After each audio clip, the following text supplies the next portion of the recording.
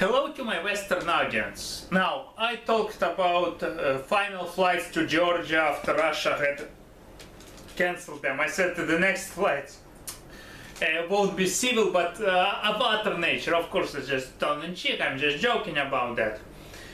And now I'm going to talk about the so-called I'm Russian, but I'm treated better at chose the right state. And I criticize that, of course, and what we can do about it as Russians. Now, actually, I brought the example of black Americans. Like, I'm black American, but I'm treated better in Russia or in any other state, which is, again, is subjectively too, not objectively, subjectively. Usually Russians don't give a fuck about your skin color. If you're black, actually Russians don't have problem with Africans, as a matter of fact. They have problem with people of Caucasian origins. Yeah, that we have problems with. That we definitely have because of our long-term work. Xenophobia and racism, we have that in our society.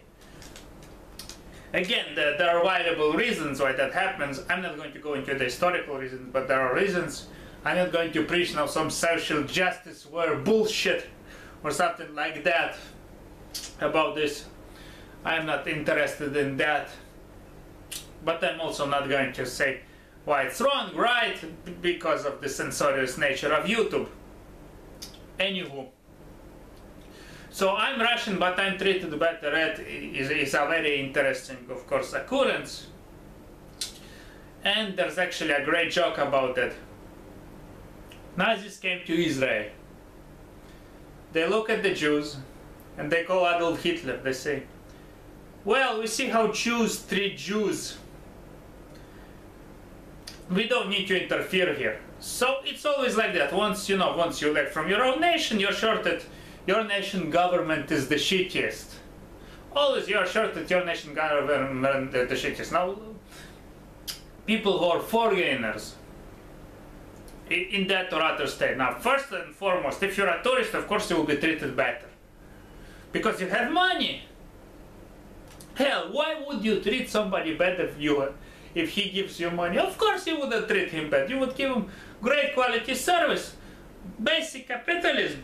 Capitalism 101, baby. Now, or you're an immigrant.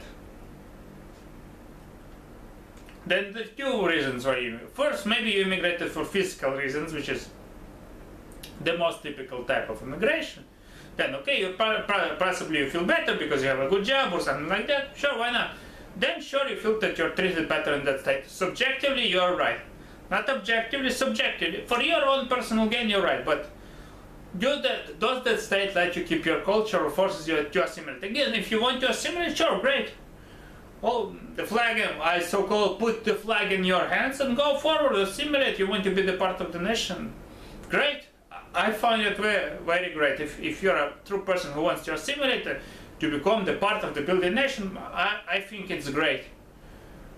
But if you want to keep your culture, and at the same time live physically better, then that's a question if you're treated better, because you're not even to say, again, keep your culture for pragmatic reasons. I totally understand the governments that force people to assimilate. It's totally okay. It's the right way to govern, or else France won't be France, and England won't be England, and we will all be just some kind of a mixed, ununderstood, multicultural bag that actually the multiculturalism had failed. Anyways, back to my point. So, if you feel that the state abuses you, well, first and foremost, you can seek political office to change what you feel is wrong, or be part of a non-political organization, so-called NGO, non-governmental organization, and be active, pressure your local politician. And then if you even don't want to be any part of an NGO, just write a fucking email. You write an email, 10 guys write an email, usually something will move. I remember even in the USSR, my mother told me, my father told me, even my grandmother told me. My grandmother actually managed to change the whole medicinal plan of one Soviet republic, actually the Republic of Uzbekistan. If there's somebody watching me from the Republic of Uzbekistan, thank my grandmother. If you were born in the 60s, 60s, 50s thank my grandmother for changing their policy on child labor.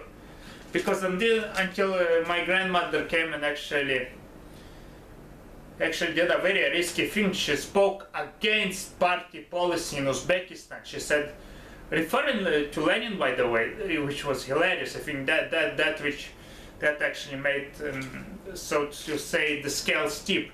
She referred to Lenin about child labor, and so that children shouldn't work X hours, and that and they get sick, and because of that the whole Soviet system suffers, and the children should be in school instead of work. And so basically she prevented many deaths of children by malaria and all other kind of infectious diseases, because again, it's 50s, 60s Uzbekistan. It's a terrible place in the Soviet Union. Children didn't get schooled. So if anyone from Uzbekistan born in that period watching me, thank my grandma for saving your asses. Actually saving your asses. So even in the communist time, you could actually go to your local communist party apparatus and ask them to fix a problem, and they would fix the problem, not put you straight away to jail. Unless, of course, you curse them or do something more provocative, then you'll go to jail. Now, in again, partly democratic systems, you can, because of the communications, you can write an email as possible, or even call up and have a meeting, and most of you won't go to jail, I guess, unless you physically punch the politician. Often in Russia, you can actually, never mind, Russia is a special country, but if somebody mistreats you, you can kick their ass, and they can kick your ass. Nobody would go to jail just because this is Russia. We have a bit different type of diplomacy. Again, sometimes you can go to jail, depending on the abuse. Really strange country. I don't know, maybe if some Slavs are watching me, then in your country it's the same. Like, what do you mean, brother Slav? We also, if we have a bad bureaucrat who abuses his power, we just punch him in the face. If he punches us back, it's okay. It's part of culture. Or it's just Russian culture, I'm not sure. Well, anyway, this rant is getting really long.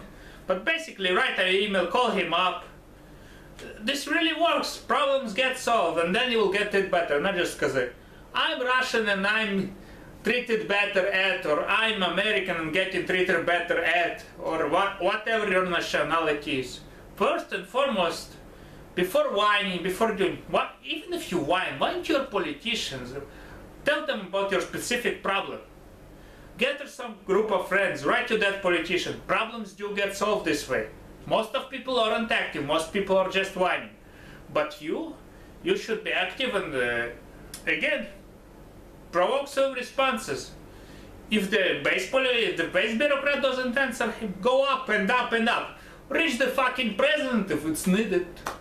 Reach God, pray to God, even if you're an atheist, pray to God and ask him to solve their problem.